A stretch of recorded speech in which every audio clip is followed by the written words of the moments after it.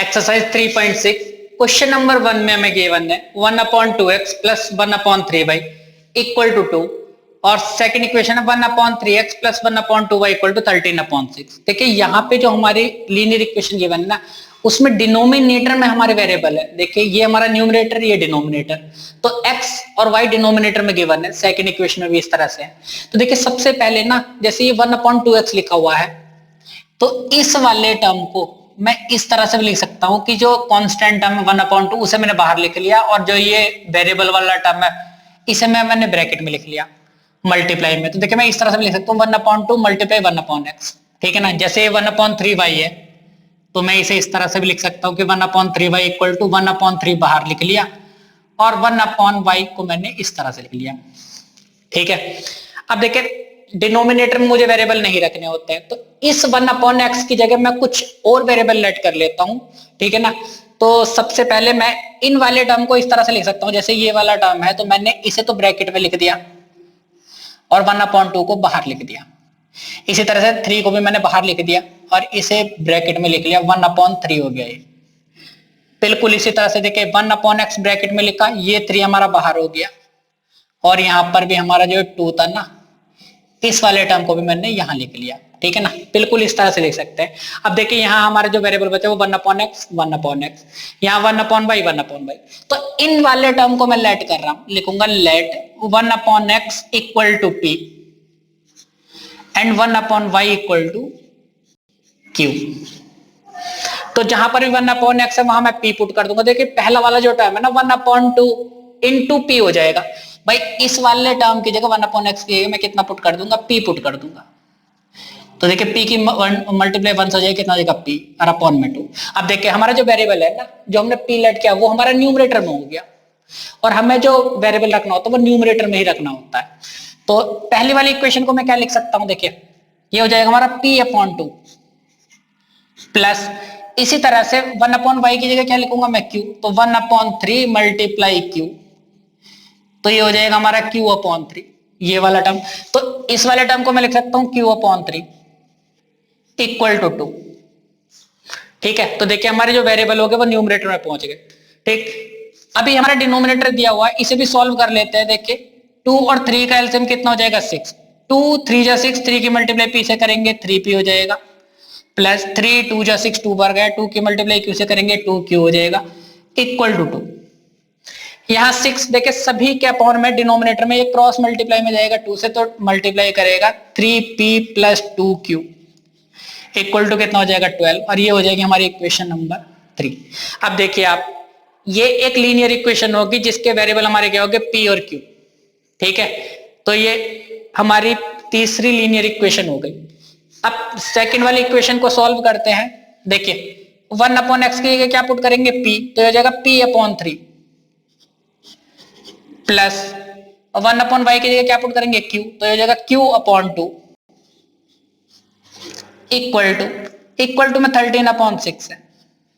यहां पर भी हमारा डिनोमिनेटर गिवन है, इसे भी सॉल्व कर लेते हैं। देखिए एलसीएम आ जाएगा 6, 3 का टेबल पढ़ेंगे 6 आ जाए, 3 2 जा 6, 2 बार गया, 2 की मल्टीप्लाई p से करेंगे 2p प्लस 2 3 जा 6, 3 बार गया टेबल में, तो 3 की मल्टीप्लाई किस हो जाएगी q से, 3q हो जाएगा इक्वल टू 13/6।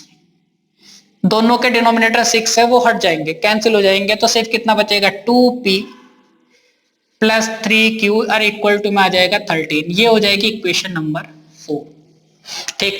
अब देखिए हमारी दो लीनियर इक्वेशन होगी p और q वेरिएबल में, ठीक है। इन दोनों को हम किसी भी मेथड से सॉल्व कर सकते हैं। हमारे पास 4 मेथड होते हैं लीनियर इक्वेशन को सॉल्व करने के, ग्राफिकल मेथड, फिर आता है सब्स्टिट्यूशन, तीसरा एलिमिनेशन, चौथा होता है क्रॉस मल्टीप्लिकेशन मेथड। हम क्वेश्चन को हमेशा एलिमिनेशन मेथड से सॉल्व करवाएंगे इस एक्सरसाइज में, ठीक है। तो एलिमिनेशन मेथड में सॉल्व करने के लिए हमें कोफिशिएंट चेक करने होते हैं वेरिएबल के। यहाँ p का कोफिशिएंट कितना 3, q का कोफिशिएंट 2, यहाँ p का कोफिशिएंट 2 है, q का कोफिशिएंट 3 है। तो किसी एक वेरिएबल के कोफिशिएंट को एक जैसा बनाना होता है, तो मैं p के कोफिशिएंट को एक जैसा बना रहा हूं। देखिए यहाँ 3 है, यहाँ 2 है, तो इन दोनों का एलसीएम 6 आएगा 3 और 2 का। तो मैं पहली वाली इक्वेशन को तो 2 से मल्टीप्लाई करना हो, तो देखिए p का कोफिशिएंट कितना हो जाएगा 2 3 जा 6 और अगर मैं इस इक्वेशन को 3 से मल्टीप्लाई कर दूं तो 3 2 जा 6, तो दोनों के जो कोफिशिएंट हो जाएंगे ना पी के वो 6 हो जाएंगे, एक जैसे कोफिशिएंट हो जाएंगे। लिख रहे हैं मल्टीप्लाई इक्वेशन 3/2, 2 से मल्टीप्लाई करनी है, एंड इक्वेशन 4/3, और फोर्थ वाली इक्वेशन को 3 से मल्टीप्लाई करनी है। तो जब भी हम कभी किसी लीनियर इक्वेशन की मल्टीप्लाई करते हैं किसी टर्म से, या 2 से कर रहे हैं, तो इस 2 की मल्टीप्लाई सभी टर्म से होगी। तो 2 की मल्टीप्लाई 3p से हो जाएगी, कितना हो जाएगा 2 3 जा 6p, प्लस 2 की मल्टीप्लाई 2 से हो जाएगी, कितना हो जाएगा 4q, इक्वल टू 2 की मल्टीप्लाई 12 से हो जाएगी तो 24। ठीक, अब 3 की मल्टीप्लाई इस वाले टर्म से करें तो 2 3 जा 3 2 जा 6p, प्लस 3 3 जा 9q, इक्वल टू 3 की मल्टीप्लाई 13 से होगी तो कितना हो जाएगा 39। अब आप देखिए p के कोफिशिएंट यहाँ कितना 6, यहाँ भी 6, हमें एक जैसे बनाने होते हैं इनके कोफिशिएंट। अब लाइन खींचेंगे यहाँ, ठीक, इसके बाद हमें साइन चेक करने होते हैं। देखिए ये भी प्लस का 6p है, ये भी प्लस का 6p है, लेकिन जब हम सॉल्व करते हैं ना इक्वेशन को तो हमें इन दोनों के साइन अलग अलग करने होते हैं। तो नीचे वाला जो साइन है वो प्लस का, उसे माइनस करना है। माइनस करने के लिए मैं यहां लिखूंगा सब्ट्रैक्ट, और पहली वाली इक्वेशन से इस वाली से मुझे ये वाली इक्वेशन सब्ट्रैक्ट करनी है। सब्ट्रैक्ट करने के लिए मैं नीचे वाली इक्वेशन के सभी साइन चेंज कर दूंगा। देखिए ये प्लस का था माइनस हो गया, ये भी 9q प्लस का था, ये भी माइनस हो गया, ये प्लस का था, ये भी माइनस हो गया। अगर कोई टर्म माइनस का था तो वो प्लस का हो जाता। अब इसे सॉल्व करेंगे, देखिए प्लस का 6p और ये माइनस का 6p, ये कैंसिल हो जाएंगे, 0 हो जाएंगे। ठीक, ये प्लस का 4q है, माइनस का 9q है, तो देखिए माइनस का 9 प्लस का 4 कितना बचेगा माइनस का 5, तो यहां बचेगा माइनस का 5q, इक्वल टू माइनस का 39 है प्लस का 24, तो कितना बचेगा माइनस का 15। दोनों तरफ माइनस है, माइनस से माइनस हट जाएगा।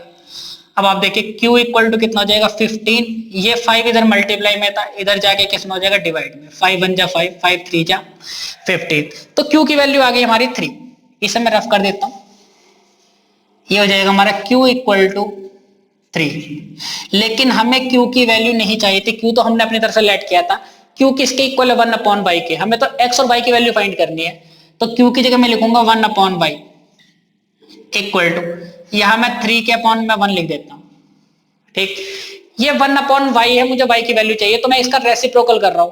ठीक है ना, रेसिप्रोकल का मतलब होता है नीचे वाला टर्म ऊपर चला जाएगा, ऊपर वाला टर्म नीचे आ जाएगा।